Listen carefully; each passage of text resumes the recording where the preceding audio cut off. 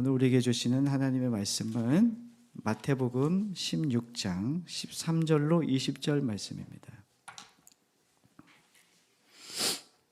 한 절씩 교독하도록 하겠습니다. 마태복음 16장 13절로 20절. 예수께서 빌립보 가이사랴 지방에 이르러 제자들에게 물어 이르시되 사람들이 인자를 누구라 하느냐.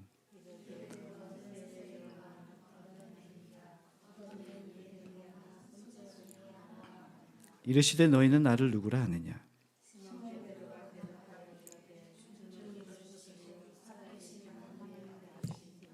예수께서 대답하여 이르시되 바요나 시몬아 내가 복이 있도다. 이를 내게 알게 한 일은 혈육이 아니요 하늘에 계신 내 아버지시니라.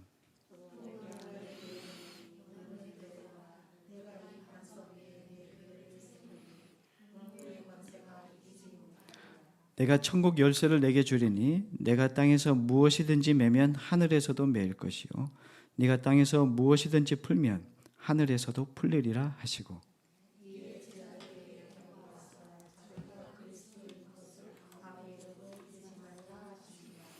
아멘. 반석 위에 세운 교회라고 하는 주제로 함께 말씀을 나누도록 하겠습니다. 사람들은 나를 누구라 하느냐라고 하는 이 예수님의 질문은 사실은 이런 겁니다. 세상은 나를 누구라고 부르더냐 이렇게 묻고 있는 질문이죠. 그리고 예수님은 제자들에게 또 묻습니다. 너희는 나를 누구라고 하느냐. 이 예수님이 이 질문을 가이사랴 빌립보 지방에서 제자들에게 던지신 질문입니다. 가이사랴 빌립보는 말 그대로 로마 황제의 이름을 따서 지은 도시로서 사실은 세상의 중심이라고 할 수 있을 만한 그런 세상의 한복판 같은 그런 도시입니다. 그곳에서 예수님께서 제자들에게 말하죠. 너는 나를 누구라고 하느냐. 여러분들은 주님을 누구라고 부르는가? 이것이 우리에게 물어지는 주님의 질문이시겠죠. 자, 그러자 시몬 베드로가 이렇게 대답합니다. 주는 그리스도시요 살아계신 하나님의 아들이십니다 라고 하는 대답을 주님 앞에 고백을 합니다. 그리고 난 다음에 예수님께서 그 고백을 듣고 앞으로 예수님이 이 땅에 오신 이유에 대해서 설명을 그때서야 비로소 해 주십니다. 청년들 사역하다 보면은 청년들이 그 질문이 있어요. 이게 뭐냐면은 그 비전에 대한, 꿈에 대한 부분이에요. 꿈에 대한 하나님께서 나에게 그 하나님의 나를 향한 그 비전과 꿈을 알기를 원한다. 이런. 그래서 그걸 강구하면서 나오는 청년들이 많이 있다는 것을 많이 봤습니다. 그런데 주님 저에게 하나님을 향한 나의 비전이 뭡니까? 라고 하는 것을 묻는 것보다 더 중요한 게 뭐냐면 그 비전을 받을 만한 내가 그러한 준비가 된 자인가? 이게 더 중요하다는 겁니다. 우리는 궁금하잖아요. 하나님이 나를 향한 꿈이 뭘까? 사실은 이것은 어린아이에서부터 노년에 이르기까지 모두가 하나님 앞에 질문하고 싶은 겁니다. 주님은 저는 이제 하나님의 꿈을 이루어드리는 사람이 되고 싶은데 어떤 꿈을 가지고 어떤 비전을 향해서 내가 달려가야 됩니까? 이렇게 질문하잖아요. 그런데 더 중요한 것은 내가 그것을 감당할 수 있는 실력이 있는 자인가? 라고 하는 것을 이 질문을 먼저 해봐야 된다는 겁니다. 자, 여러분들이 물었어요. 최 집사님이 주님 저는 어떤 주님의 꿈을 꿔야 됩니까? 그건 너는 선교사라. 이렇게 얘기하면 이게 감당할 수 없잖아요. 이게 사실은 어려운 문제예요. 그러니까 주님이 오죽하면 여러분들에게 얘기 안 하시겠어요. 이런 생각을 좀 해보셔야 됩니다. 주님이 말하고 싶은 게 많으신데 우리가 그런 실력과 마음의 준비가 안 되었기 때문에 하나님께서 말씀을 사실은 못 하시는 경우가 많지 않을까라고. 너무 버거워서. 사실은 우리가 얼마나 실력 없는 자인지 잘 봐야 됩니다. 주는 그리스도시요 살아계신 하나님의 아들이시요 라고 하는 이 정확한 고백, 이 고백의 의미가 무엇인지 알아야 우리가 주님 앞에 어떤 질문을 던지고 어떻게 주님 앞에 나가야 되는지 알 수 있고 주님의 뜻이 무엇인지를 물을 수 있는 자리까지 갈 수 있게 되는 거죠. 베드로가 이 신앙 고백을 한 후에 예수님께서 당신이 오신 이유, 예수님이 이 땅에 오신 이유에 대해서 말씀해 주셨어요. 내가 온 이유는 너희가 원하는 정치적인 해방과 부와 명예와 너희들의 잘됨을 위해서 내가 온 게 아니라 이 땅에 내가 십자가를 지고 많은 이들의 생명을 구원하기 위해서 십자가에 죽기 위해 왔다라고 하는 이 말을 말씀하십니다. 예수님은 이 땅에 죽기 위해 오셨습니다. 아멘 하셔야 됩니다. 이것이 하나님의 일입니다. 하나님의 이 땅에서 이루고자 하시는 하나님의 뜻입니다. 예수님은 이 땅에 죽기 위해서 오셨습니다. 여러분들은 이 땅에 죽기 위해 태어나지 않았죠. 살기 위해 존재하지 않습니까? 근데 주님은 이 땅에 죽기 위해, 우리를 살리시기 위하여 죽기 위해 오셨습니다. 사실은 사람의 입장에서는 되게 슬픈 이야기지만 이건 하나님의 일 안에서는 정말 엄청난 놀랍고 영광스러운 일이기도 한 것이죠. 주는 그리스도시요 살아계신 하나님의 아들이십니다라는 이 고백은 단순한 고백이 아닙니다. 이 고백은 수많은 사람들이 섬기는 수많은 신들 중에 주님을 한 신으로 여긴다는 이런 의미가 아니라 하나님만이 참신이고 그분만이 나의 뜻이고 그분만이 나의 전부이시고 이제 나는 그분의 뜻을 따라 나를 부인하고 내가 나에게 주신 십자가를 지고 주님을 따르겠습니다 라고 하는 이 고백이라는 사실입니다. 이것이 그리스도인의 사명이고 비전이 되어야 됩니다. 이것이 명확하지 않으면 내가 왜 나를 부인해야 하는지 또 내가 왜 십자가를 지고 주님을 쫓아야 하는지에 대해서 원망이 터져 나온단 말입니다. 주는 그리스도시요 살아계신 하나님의 아들이십니다라고 하는 이 고백의 뜻이 무엇인지 이 의미가 무엇인지를 바르게 알아야 주님을 따를 수 있다고요. 문제는 뭐냐면 지금 나에게 있어 하나님의 일은 무엇인가 라고 하는 질문이 우리에게 계속 터져 나온다 이거예요. 도대체 하나님의 일이 무엇인지 나는 알고 싶습니다. 내가 십자가를 질 거고 내가 나를 부인하면서 주님을 따를 건데 그러면 주님 나에게 있어 하나님의 일은 무엇입니까? 사실 하나님의 일이라고 얘기했을 때 우리는 너무 추상적이라 뭔가 말하기가 좀 어렵습니다. 그렇죠? 하나님의 일이 뭡니까? 하나님을 하겠대요. 근데 보면은 다 내가 하고 싶은 거 하는 거예요. 교회를 위해서 내가 하고 싶은 일들을 하는 것들이 너무 많다는 거예요. 그래서 많은 사람들은 비전과 사명을 이야기할 때 직업과 연결해 버리는 거예요. 내가 무슨 일을 하는 것인지 매우 중요한 것은 맞지만 단순히 먹고 사는 문제가 우리가 아니잖아요. 우리가 어떤 일을 한다는 것은 그 하나님께서 불러주신 그 일터 안에서 하나님의 마음으로 또 하나님께서 그 안에서 일터 안에서 어떤 생각과 어떤 마음으로 살게 하시는가가 사실은 그게 사명이거든요. 일이 사명이 아니라 하나님께서 불러주신 그 일터 안에서 내가 어떤 존재로 어떻게 살아가야 하는가라고 하는 이 질문과 고민 안에서 살아가는 그리스도의 참된 걸음이 사실은 이게 사명이고 이게 비전이어야 된다는 거죠. 무슨 일이라도 상관이 없는 거예요. 내가 어떤 일을 하든 상관이 없는 거죠. 주님은 모든 일터 안에서 우리들의 삶 안에서 주님이 역사하시길 원하세요. 주님이 관심 갖는 것은 우리들의 마음의 중심이고 여러분들이 고백하는 그 고백 위에서 어떠한 삶을 살아내고자 하는지를 주님께서는 눈여겨보고 계십니다. 자, 주는 그리스도시요 살아계신 하나님의 아들이십니다 라고 하는 고백과 주님께서 오신 이유 그 사이에 어떤 내용이 지금 들어가 있어요. 오늘 내용입니다. 베드로의 그 엄청난 고백 후 바로 당신이 오신 이유를 밝히신 게 아니라 그 밝히시는 내용 전에 일어난 사건들이 있다는 것을 함께 발견할 수 있죠. 우리 17절에서 19절 말씀을 한번 함께 읽도록 하겠습니다. 시작. 예수께서 대답하여 이르시되 바요나 시몬아 내가 복이 있도다. 이를 내게 알게 하니는 혈육이 아니요 하늘에 계신 내 아버지시니라. 또 내가 내게 이르노니 너는 베드로라. 내가 이 반석 위에 내 교회를 세우리니 음부의 권세가 이기지 못하리라. 내가 천국 열쇠를 내게 주리니 내가 땅에서 무엇이든지 매면 하늘에서도 매일 것이요 내가 땅에서 무엇이든지 풀면 하늘에서도 풀리리라 하시고. 아멘. 주님께서 그 고백을 듣고 주님께서 베드로에게 이렇게 얘기합니다. 바요나 시몬아 내가 복이 있다. 이 말의 근거는 베드로 네가 복이 있는 것은 이 고백을 할 수 있는 것이 복이다 이거예요. 사실은 이 고백 못하는 사람 되게 많거든요. 주는 그리스도시요. 사실은 이런 고백을 한 사람은 이 베드로가 있잖아요.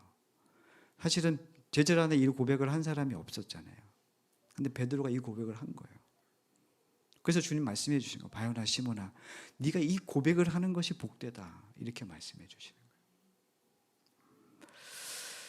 다시 말해 이 고백은 나의 지식으로 시작된 것이 아니라, 너의 지식이 아니라 하나님의 선택된 그 은혜의 시작 안에서 네가 이 고백을 하게 된 거야. 이걸 말씀해 주시는 거죠. 기독교는 은혜의 종교입니다. 주님의 은혜 아니면 우리는 이 고백을 할 수가 없습니다. 바요나 시몬아 네가 복이 있다. 이것은 자신의 입으로 그냥 막 던진 게 아니란 말입니다. 주님의 은혜 안에서 이 고백을 하게 된 거예요. 여러분들이 이 고백을 하고 있다는 것은 주님의 은혜 아니면 안 되는 겁니다. 주님의 은혜가 있기 때문에 여러분들은 이 은혜 안에서 이 고백을 담아낼 수 있는 겁니다. 예수 믿는 사람은 그래서 담대한 겁니다. 내가 만들어낸 게 아니기 때문에. 주님이 주셨기 때문에. 여러분들의 신앙 고백과 여러분들의 담대한 이유, 여러분들은 담대할 수 있는 이유는 여러분들의 이 시작의 근거가 아니기 때문입니다. 누가 시작하신 일이냐면 하나님이 시작하신 일. 그래서 담대한 거예요. 야, 너 이렇게 뻔뻔해. 쥐뿔도 없으면서. 저를 보시면서 그렇게 얘기하시는 거죠. 야, 너는 왜 쥐뿔도 없으면서 뻔뻔해? 이렇게 얘기하는데 담대할 수 있습니다. 왜요? 왜 내가 시작한 일이 아니니까. 하나님이 하신 일이니까. 그렇게 담대하게 세상을 살아가시기를 간절히 소망합니다. 절대로 주님이 시작하신 인생은 망하지 않습니다. 이렇게 끝나지 않게 하실 거라. 그 믿음과 고백 속에서 살아가시기를 바랍니다. 18절에 이렇게 다시 한번 읽어볼게요. 제가 또 내가 내게 이르노니 너는 베드로라. 내가 이 반석 위에 내 교회를 세우리니 음부의 권세가 이기지 못하리라. 아멘. 복음서에서 처음 교회라는 이름이 처음 등장합니다. 교회라는 단어를 들었을 때 제자들은 이 단어의 의미를 알았을까요? 여러분은 교회하면 의미를 알잖아요. 교회는 이래야 돼. 나는 이런 교회를 다니고 싶어. 이런 교회를 지향했으면 좋겠어. 이런 교회가 되었으면 좋겠어. 이렇게 얘기하잖아요. 근데 이 당시에 예수님이 교회를 딱 얘기했을 때 사람들이 어땠을까요? 저게 뭐야? 에클레시아 그랬는데 이게 무슨 처음 들어보는 이야기를 하는 거예요. 그런 마음으로 이 성경을 읽으셔야 돼요. 베드로 이 제자들은 모두 이 교회라는 단어를 처음 들은 거예요. 지금 뭐야? 근데 중요한 건 뭐냐면 예수님이 얘기하셨기 때문에 귀에 담고 그리고 집중해서 듣고 있는 거예요. 우리가 원하는 교회상이 아니라 주님이 꿈꾸시는 교회상이 있다는 거죠. 그 교회를 우리에게 처음 말씀해 주신 거예요. 제자들에게. 교회는 사람의 아이디어가 아니고 하나님의 아이디어입니다. 아멘이시죠? 하나님이 시작하신 거예요. 하나님의 아이디어고 하나님의 계획하심입니다. 인간이 만들어낸 계획과 아이디어가 아니라는 거예요. 그래서 세상이 교회를 우습게 못 보는 거예요. 이해되십니까? 하나님의 아이디어로 하나님의 계획하심과 하나님의 뜻으로 시작한 것이기 때문에 그런 겁니다. 제자들은 이 처음 들어보는 교회라는 단어가 뭔지도 모르지만 예수님께서 말씀하셨기에 그 말씀에 주목하고 귀를 기울이고 있습니다. 그러나 베드로에게 이 단어가 특별했던 것 같아요. 베드로라고 하는 이름의 뜻, 무슨 뜻이냐면 조약돌이라는 뜻입니다. 짱돌이죠. 귀에 굴러다니는 짱돌입니다. 자, 이 베드로는 반석이라는 의미죠. 반석. 시몬이라는 이름의 뜻이 조약돌이라는 뜻이고. 자, 이 베드로 반석이라는 뜻인데 예수님이 시몬을 처음 만났을 때 이렇게 말씀하세요. 너는 장차 게바가 되리라. 장차 게바가 되리라. 이건 아람어입니다. 게바는. 게바를 풀이하면 베드로입니다. 똑같은 단어죠. 너는 이제 장차 게바가 될 거야. 이렇게 말씀하셨는데 오늘은 뭐라고 그럽니까? 바요나 시몬아 네가 복이 있다. 베드로라 이렇게 말씀해 주시는 거죠. 이제 장차가 아니라 이제는 주는 그리스도시요 살아계신 하나님의 아들이십니다 라고 하는 이 고백 위에 주님께서 베드로에게 시몬에게 이렇게 얘기해요. 넌 이제 베드로야 이렇게 말씀해 주셔요. 너는 이제 내가 선택한 그의 반석, 너의 터 위에 너의 이 신앙 고백 위에 내 교회를 세울 거야. 이렇게 주님께서 말씀해 주고 계신 겁니다. 우리가 신앙생활 하다가 고비를 만날 때가 있습니다. 언제일까요? 여러분들은 신앙생활 하면서 신앙생활 잘 하다가 어느 순간인가 갑자기 슬럼프 같은 신앙의 고비를 만날 때가 있습니다. 막 무너지는 신앙생활. 이런 경험해 본 적이 있으십니까? 혹시 지금이십니까? 중요한 건 뭐냐면 아무리 어렵고 힘들고 환난이 올지라도 우리의 신앙의 고백이 분명하잖아요. 이게 믿음의 고백이 되면 흔들리지 않습니다. 가장 무너지기 쉬운 고비를 만나 이런 고비가 있을 때는 언제냐면 내가 주님을 주는 그리스도시요 살아계신 하나님의 아들이십니다. 주님이 나의 구주이십니다. 라고 하는 이 고백이 안 되는 순간입니다. 안 나옵니다. 이게 가장 신앙의 큰 고비입니다. 이런 고백을 할 수 없어요. 상황도 어떤 것도 나를 못 누르는데, 나를 힘들게 못하는데, 힘들 수는 있죠. 그러나 나의 신앙생활의 고비를 만났을 때 이것을 헤쳐나갈 수 있는 것은, 이 신앙 고백이 있을 때는 헤쳐나갈 수 있으나 이 신앙 고백을 못하는 나는 나의 신앙의 큰 고비를 만나게 됩니다. 또 제 얘기를 잠깐 하자면 죄송합니다. 제가 교회 목사직을 하면서 하나님의 다루심이 많았어요. 그 전에는 저는 잘난 맛에 살았거든요. 없어도 뭐 있어도 뭐 이게 저는 구애받지 않고 살았던 삶이었는데 예수를 믿고 그리고 전도사부터 시작해서 목회자의 길을 걸으면서 하나님께서 많이 다루셨습니다. 다루시면서 여지없이 누명도 많이 쓰고 오명을 받고 평가를 받는 시간들이 저에게 많이 있었습니다. 그런 시간 가운데 저에게 하나 있었던 건 뭐냐면 제가 말씀드렸듯이 주님을 부인하지 못하는 이 고백 하나였습니다. 주는 그리스도시요 살아계신 하나님의 아들, 주님은 나의 전부 되신다는 이 고백을 부인할 수가 없는 거예요. 사실은 저를 견디게 해준, 그리고 그리스도인이 견딜 수 있는 유일한 방법, 유일한 길은 이 신앙 고백 위에서 흔들리지 않게 되는 그 신앙이라고 믿습니다. 이 믿음이 있어야 환난과 상황을 뛰어넘을 수 있는 믿음의 길을 걷게 되는 줄 믿습니다. 주님께서 이 말씀을 하시자, 나 이제 죽을 거다 얘기하시자 베드로가 그러잖아요. 예수님의 멱살을 잡고 주님 그렇게 하지 마십시오. 항변하여 윽박지르듯이 주님 그렇게 하지 마십시오. 베드로는 이때 무너진 거예요. 여기서 무너지는 겁니다. 이 신앙 고백 위에 금방 그 고백을 했는데 얼마 지나지 않아 바로 그 고백이 무색하기만 한 그런 모습으로 그냥 떨어지고 만 거죠. 그래서 신앙은 환경이 아닙니다. 여러분의 환경은 우리의 믿음을 점검하는 시간입니다. 그래서 시험은 늘 실력을 보기 위함이죠. 시험을 보는 것은. 수능이 끝났어요. 주변에 혹시 고3 있었습니까? 없었죠. 하여튼 이 고3들의 학생이 이번에 시험을 보면서 사실은 시험은 테스트잖아요. 내 실력을 보기 위함입니다. 어떤 사람은 시험을 잘 봐서 좋은 성적을 맞아서 내가 원하는 대학 갈 수도 있죠. 가기도 합니다. 그러나 시험을 봐서 내가 원하는 시험을 그 결과가 좋지 않아 힘든 친구들도 많이 있는 걸로 보입니다. 자, 우리 신앙에도 이런 시험을 만날 때가 있습니다. 그런데 시험은 누구나 풀 수 있게 하기 위함입니다. 못 풀게 하기 위함이 아니라 어려운 문제를 잘 풀 수 있고 그래야 실력이 향상되는 거죠. 중요한 것은 우리 신앙에도 그런 부분들이 있다는 거예요. 못 푸는 문제를 준 게 아니라 풀 수 있는 문제를 준단 말입니다. 근데 어떤 사람은 그 시험을 못 풀고 이거 안 되는가 보다 하고 뒤돌아서는 사람이 있는가 반면에 그 시험을 잘 풀어내는 사람이 있고 그리고 그 시험을 잘 이겨내서 신앙이 깊어지는 사람도 있다는 겁니다. 여러분들은 어느 편에 있는 것 같습니까?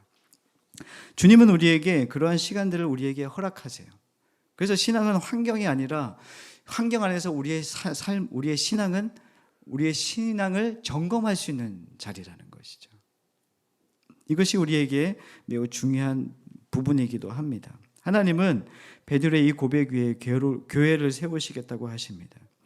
교회의 기초는 주는 그리스도시요 살아계신 하나님의 아들이십니다는 이 고백에 위에서 기초하여 교회가 세워지게 됩니다. 그래서 어떤 문제가 생길 때 이 고백 위에서 상황과 환경을 바라봐야 됩니다. 이 고백 위에서 하나님의 나라를 바라보고 주님께서 세우신 교회의 목적과 방향을 설정해야 됩니다. 우리는 교회가 시작하고 난 다음에 여러분들의 신앙생활 안에서도 여전히 고비들이 생길 겁니다.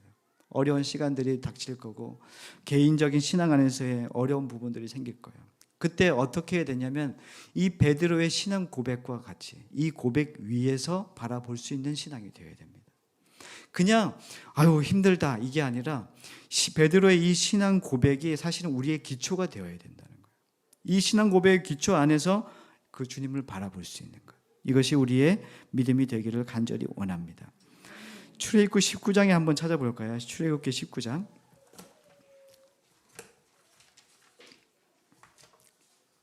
출애굽기 19장 4절로 6절 말씀을 함께 읽도록 하겠습니다.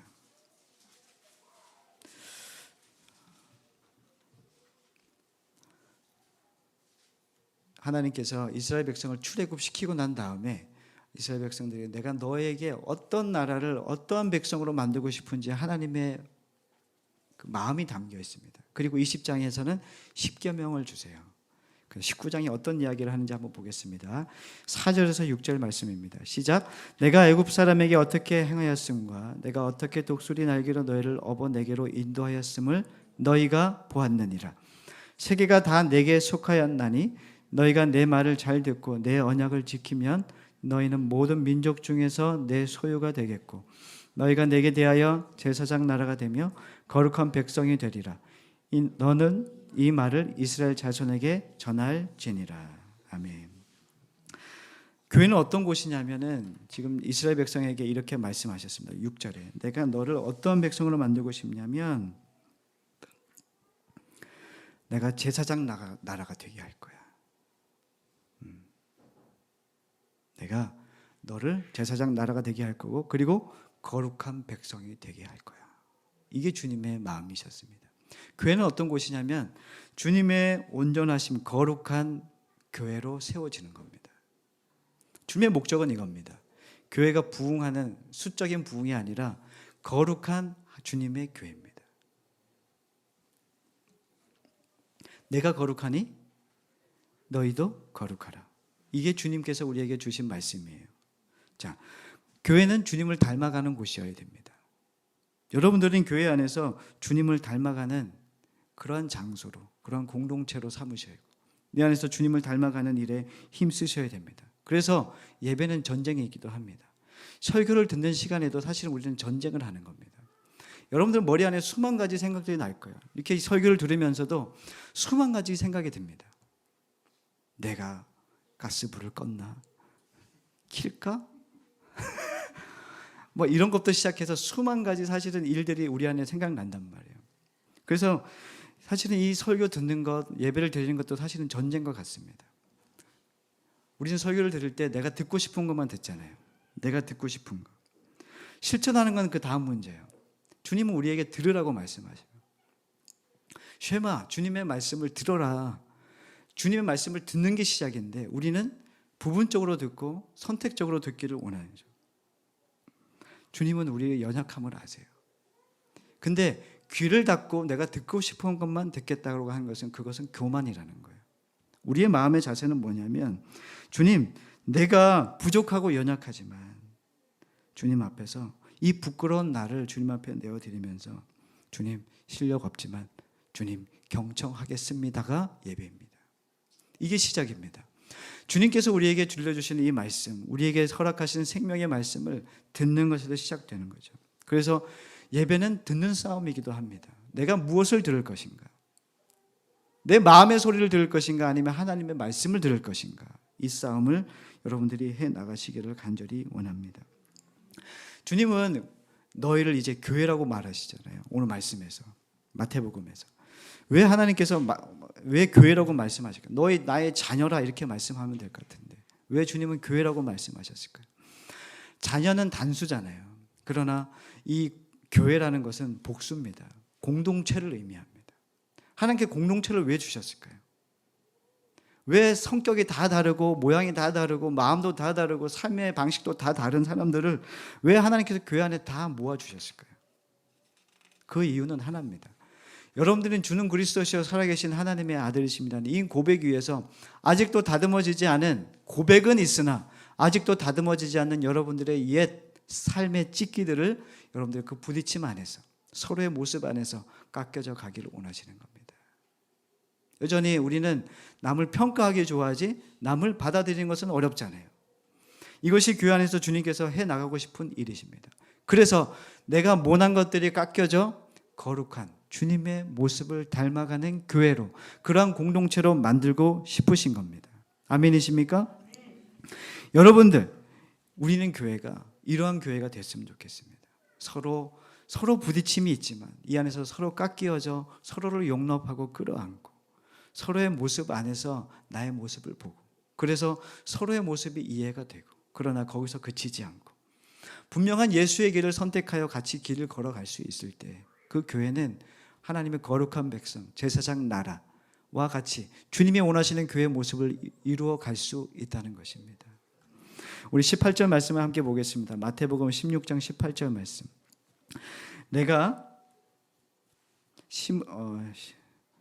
또 내가 내게 이르노니 너는 베드로라. 내가 이 반석 위에 교회를 세우리니 음부의 권세가 이기지 못하리라. 교회에게 주신 복이 뭐냐면 이 복이에요. 그 반석 위에 예수 그리스도라고 이 신앙 고백 위에 교회를 세우게 하시고, 그 다음에 하나가 뭐냐면 음부의 권세가 이기지 못하게 하겠다. 이것이 사실은 복입니다. 주님께서 여러분들을 교회로 초청해 주셨습니다. 여러분들이 선택해서 교회에 온 게 아니라 주님의 백성으로 주님께서 삼아 주신 겁니다. 믿으십니까? 네. 주님이 여러분들을 선택하셔서 이 자리에 놓아 주신 거지, 여러분들이 선택해서 왔다는 그 고백은 사실은 하나님과는 전혀 관계없는 신앙일 수 있습니다. 또 하나, 음부의 권세가 이기지 못하게 하겠대요. 절대로 우리는 사탄에게 지지 않는다는 겁니다. 우리는 결론을 아는 사람들이에요. 결론이 어떻습니까? 영원한 하나님의 나라, 예수 그리스도께서 승리하신 그 승리가 우리의 것이라는 걸 압니다. 그래서 잠깐의 지금의 순환과 환난과 어려움이 끝이 아니라는 것을 알기 때문에 기다릴 수 있습니다. 소망이 있습니다. 야, 너 왜 이렇게 안 좋은데 왜 그렇게 기뻐? 왜 소망이 넘치냐? 라고 얘기했을 때 나는 끝을 알기 때문에, 예수 그리스도가 승리하신 그 승리가 내 거라는 걸 알기 때문에, 이 땅에서의 삶이 얼마나 내가 줄이고 힘들고 어려울지라도 그것이 나에게 큰 영향이 되지 않는다는 거죠. 19절 말씀을 한 번 더 읽도록 하겠습니다. 시작. 내가 천국 열쇠를 내게 주리니 내가 땅에서 무엇이든지 매면 하늘에서도 매일 것이요 내가 땅에서 무엇이든지 풀면 하늘에서도 풀리리라 하시고. 아멘. 주님이 알려주신 기도의 내용을 우리는 지금 수요일마다 함께 보고 있습니다. 주님께서 하늘에 계신 우리 아버지, 이렇게 기도하고 시작합니다. 그리고 하늘에서 이루어진 것 같이 땅에서도 이루어지기를 원한다. 이런 기도가 사실은 주님이 우리에게 가르쳐 주신 기도입니다. 하늘의 것이 이 땅에 이루어지죠. 그런데 반대로 주님께서 하나님께서 이 땅에 유일하게 귀를 기울이시는 곳이 있다는 겁니다. 그게 어디입니까? 교회입니다. 19절이죠. 내가 천국 열쇠를 주겠다. 천국 열쇠하면 뭐가 생각납니까? 갑자기 다 금으로 된 열쇠 오만은 그거 다 생각하실 텐데, 자, 열쇠를 주겠다. 그러면서 내가 땅에서 무엇이든지 매면 하늘에서도 매일고 땅에서 무엇이든지 풀면 하늘에서 풀린대요. 주님께서 귀를 기울이시는 곳이 있다는 거예요. 어디입니까? 교회입니다. 주님은 교회를 향해서 귀를 기울이시고 계세요. 교회의 지표, 개신교의 지표, 교회의 지표라는 것이 무엇인지 알고, 교회의 표지가 뭐냐면 세 가지인데, 그게 뭐냐면 교회에 꼭 있어야 되고, 이걸 표지가 되는 게 뭐냐면 첫 번째가 뭐냐면 말씀입니다. 말씀. 교회 말씀이 있어야 됩니다. 두 번째는 뭐냐면은 성례입니다. 성례. 성찬과 세례가 있어야 되는 거예요. 세 번째가 뭐냐면 권징입니다. 칠이. 들어보셨습니까? 교회 안에는 이것이 세 개가 꼭 있어야 돼요. 말씀, 성례, 권징이 있어야 됩니다. 지금 우리는 말씀을 많이 먹습니다. 말씀을 듣고 있고 말씀 우리는 매일 먹습니다. 그리고 성례, 성찬이 없으면 안 돼요. 교회 안에 세례가 있어야 됩니다. 그게 없으면 교회가 아니에요. 교회 표지가 되지 못합니다. 마지막에 권징이에요. 권징이 뭐냐면 치리하는 겁니다. 치리. 어떤 일의 잘못을 교회 안의 질서 안에서 무질서함으로 행했던 모든 것들, 그 부분에 대해서 치리하는 겁니다. 권징을 하는 거죠. 이 권징은 뭐냐면 성도를 온전케 하기 위함입니다. 바르게 세우기 위함이고, 그래서 사람들이 교회 지도자가 가서 공고합니다. 이 부분에서 잘못되었습니다 라고 했을 때 이 사람이 듣지 않아요. 그러면 두세 사람이 장로들과 함께 가서 그 부분에 대해서 은밀히 이야기 또 해줍니다. 듣지 않아요. 그럼 어떻게 될까요? 교회에 알립니다. 교회에 알리고 이 부분에 대해서 함께 공유합니다. 자, 그래도 듣지 않는다. 그럼 어떻게 합니까? 성경에는 이방인과 세리처럼 여기라고 얘기합니다. 한국교회 안에 지금 잘못되어 가고 있는 게 뭐냐면 말씀도 있고 세례 성찬도 있는데 뭐가 없냐면 권징이 없다는 거. 사실은 이 부분은 어떤 거냐면 요즘에 우리의 신앙생활 안에서 권징을 듣기 싫어한다는 겁니다. 치리를 받는 걸 싫어해요. 신앙의 온전함을 위해서 공고하고 그 부분에서 바르게 이야기해 주면 싫어한다는 거예요. 코로나19 일어난 일들이 뭐냐면 교회 안 나가는 거예요. 뭐로 예배합니까? 영상 예배하는 겁니다. 익숙해졌어요. 편하죠. 말씀도 들을 수 있어요. 성찬 집에서 하려면 할 수 있겠죠. 근데 중요한 건 뭐예요? 권징을 안 듣는 거예요. 교회일 수 없습니다. 아, 잘 됐다. 사람끼리 부딪히는 거. 나는 나이스한 성도니까 사람들과 말 섞는 거 별로 안 해도 돼. 나는 말씀만 들으면 돼. 그럼 교회 길을 포기한 겁니다. 그래서 교회 왜 모여야 되냐는 말이죠. 우리가 왜 이 교회 예배당을 왜 우리가 거룩하게 구별하고 이 교회에 모여서 함께 예배하냔 말입니다. 교회의 표지가 이 세 가지란 말입니다. 근데 우리가 이 말을 듣기 싫어하는 부분들이 상당히 많이 있습니다. 그래서 교회는 세상에서는 학교에서도 뭐 합니까? 영상으로 가르칩니다. 영상으로 뭐 이렇게 비대면으로 아이들과 함께 뭐 지식을 전달하는 거죠. 이건 학교 교육은 가능합니다. 그런데 교회는 지식을 전달하는 곳이 아닙니다. 교회는 어떤 곳이냐면 사실 우리는 뭐라고 얘기하냐면 제가 많이 쓰는 표현이죠. 가족입니다. 가족. 여러분들은 가족 관계 안에서 비대면으로 가족을 유지할 수 있습니까? 없습니까? 할 수 없어요. 우리는 가족인데 비대면으로 우리는 우리의 가족된 이 공동체를 유지할 수 있다? 사실은 이거는 잘못된 표현이죠. 잘못된 말입니다. 주님께서 베드로에게 사탄아 내 뒤로 물러가라 이렇게 말씀하셨어요. 구원은 우리에게 한 번 이루어지면 끝날까요? 끝나지 않을까요? 구원은 한 번이면 족합니까? 아니면 계속 구원을 받아야 됩니까? 취소됩니까? 취소되지 않습니까? 구원은 우리가 한 번 받잖아요. 그러면 취소되지 않습니다. 여러분들 주님의 자녀가 되면 나는 오늘은 어제 주님의 자녀가 됐는데 오늘 보니까 주님의 자녀 안 갔네. 난 다시 죽었다가 다시 태어나야겠다. 이렇게 안 해도 된다는 겁니다. 구원은 일회성입니다. 내가 구원받으면 하나님의 자녀입니다. 구원은 취소되지 않는다는 겁니다. 그런데 사탄이 가장 기뻐하는 일이 뭐냐면은 교회 안에 예수를 믿지 못하게 하는 일이에요. 어떻게든 유혹합니다. 사실은 우리는 교회 이렇게 성도님들 보면은 그 남편을 위해서 기도하시는 분들 많잖아요. 가족을 위해서 기도하시는 분들. 근데 서로 이 가족 안에서 내 부모나 형제를 위해서 기도할 때 보면은 예수를 못 믿게 하는 요소들이 너무 많죠. 유혹이 많죠. 교회 나오는 것도 힘들어요. 많은 요소들로 인해서 사탄은 이걸 계속 막고 있는 거예요. 예수 믿게 하는 게 믿는 것이 가장 두려운 거예요. 그래서 어떻게든 예수를 못 믿게 한단 말입니다. 그런데 중요한 건 뭐냐면 예수를 믿은 우리들 말입니다.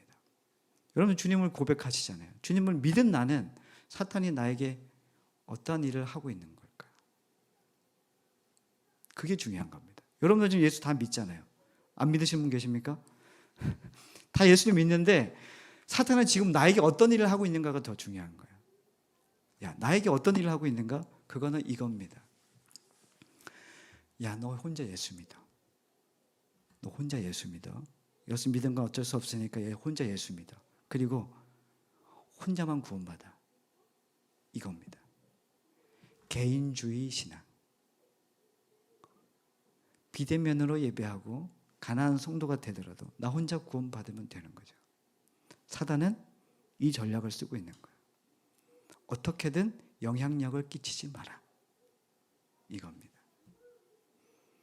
그래서 교회가 지금 현대 교회가 어떠냐면 코로나 이후에 되게 개인적인 신앙이 됐단 말이에요.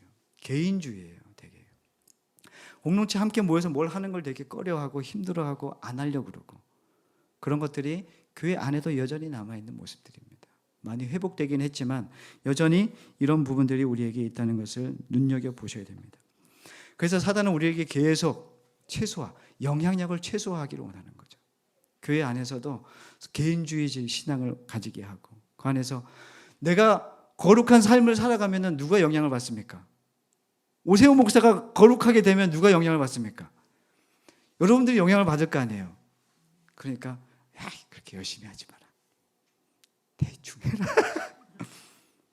그리고 여러분들이 은혜를 받고 여러분들이 거룩한 삶을 살아가잖아요. 그럼 누가 영향을 받습니까? 여러분들을 향한 우리 교회 안에도 그렇지만 여러분들을 통해서 많은 이들이 주님을 보게 되는 거예요. 그 영향력이 발휘되는 거예요. 사탄은 그게 안 되는 거예요. 그걸 싫어하는 겁니다. 그래서 계속 개인주의적인 신앙을 가지게 돼요. 주님이 아까 말씀하셨잖아요. 내가 거룩하니 너희도 거룩하라. 주님의 거룩함은 우리에게 거룩함을 줄 수 있는 거잖아요. 주님의 거룩함이 우리의 거룩함이 된 거잖아요. 우리도 주님께서 거룩한 삶을 살아가라고 말씀하시는 거예요. 그럼 우리가 거룩하게 살면은 나 혼자 끝나는 게 아니라 나를 통해서 누군가가 거룩한 삶으로의 초대를 받을 수 있는 거예요. 사탄이 그게 무서운 겁니다. 주는 그리스도시요 살아계신 하나님의 아들이십니다 라고 하는 이 고백 위에서 우리는 무엇을 봐야 되냐면 주님이 나를 통해서 어떤 일을 계획하고 계신지를 아는 겁니다.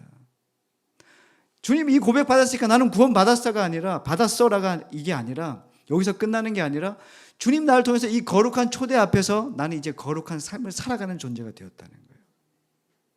주님은 그런 싸움을 우리에게 하라고 하시는 거예요. 넌 거룩한 싸움을 해야 돼. 그래서 사단이 전략을 씁니다. 어떻게든 우리의 거룩한 삶을 방해하는 거죠. 뭘까요? 시간을 빼앗는 겁니다. 어떻게든 시간을 빼앗습니다. 의미 없는 싸움을 하게 합니다. 교회 안에 모이게 그래 예배 드려라. 오늘 주일이니까 예배 드려라. 다 와서 그런데 와가지고 딴 생각하고 이 시간을 계속 흘려보내라. 그 너희들 나를 하나님을 목적으로 하지 말고 요한한테 그냥 일 열심히 해라. 그런 시간으로 가죠. 그럼 내가 봐줄게. 사탄은 이 전략을 쓰고 있는 거예요. 이해되십니까? 거룩한 싸움을 못하게 하는 거예요. 거룩한 싸움을 못하게 우리의 두뇌를 마비시키는 거예요. 계속. 야 눈에 보이는 게 전부잖아. 야 우리는 교회 벌써 이제 반년이 넘었는데 이 성도가 이렇게 되겠니? 열심히 해라. 계속 이렇게 요구하는 거예요. 그때 우리는 마음을 잡으셔야 돼요. 주님 우리에게 원하시는 교회는 거룩한 교회야. 내가 주님의 거룩함을 닮아가고 거룩한 존재로 서는 거야. 이게 주님께서 우리에게 요구하시는 삶의 모습이라는 거예요. 가정에서도 똑같습니다. 자, 남편과 아내가 바빠요. 그러면 누가 혜택을 못 받는 거예요? 돌봄을 못 받는 거예요? 자녀들이 돌봄을 못 받죠. 사탄이 이걸 좋아하는 거예요. 둘이 한 마음이 되지 못하게 하는 겁니다. 계속. 교회는 단이라고 그런다니까요. 그게 아니라 계속 바쁘게 만들어요. 다른 곳에 시간을 계속 쓰게 만들고 정신을 빼앗기게 한다는 거예요. 하나님 생각할 겨를이 없어. 하나님을 바라볼 시간을 안 만들어주는 거예요. 이게 사탄이 쓰는 전략이에요.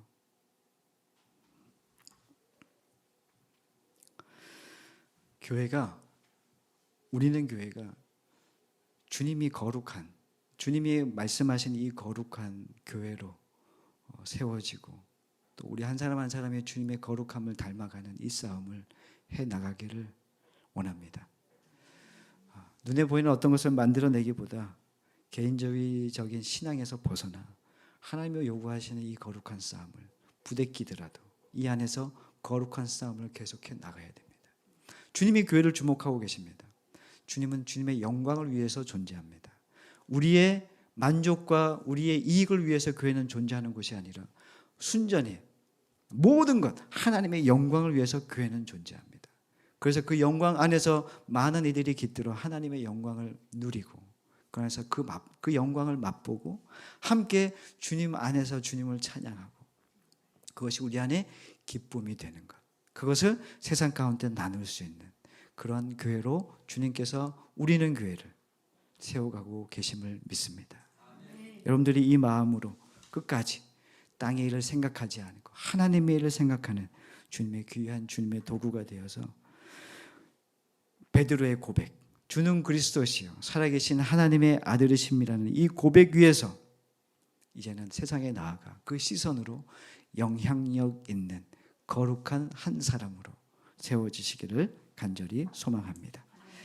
잠깐 기도하겠습니다. 사랑과 은혜가 충만하신 하나님, 우리를 주님의 자녀로 또 교회로 우리를 모아주시고 한 공동체로 이루게 하심에 감사합니다. 하나님, 우리가 주님의 교회로 모여서 우리가 이곳에서 해야 하는 것은 다른 것이 아니라 거룩한 주님을 닮아가는 것인 줄 믿습니다. 시간을 또한 우리들의 환경을 주님의 허락하신 이 모든 시간 안에서 주님의 눈과 또한 주님의 이 고백, 베드로의 고백 위에서 바르게 세워져 하나님의 영광을 드러내고 하나님의 뜻하신 바 계획을 따라 온전히 나아가는 우리들이 되기를 간절히 소망합니다. 우리는 교회가 거룩한 주님의 교회로 세워지게 하시고 그 안에서 하나님이 원하시는 아름다운 열매들을 맺고 그 안에서 마음껏 주님을 찬양하고 또한 세상 가운데 그 영향력을 나타내는 귀한 주님의 교회로 세우시고 인도해 주옵소서. 모든 말씀 예수님의 이름으로 간절히 기도드렸습니다. 아멘.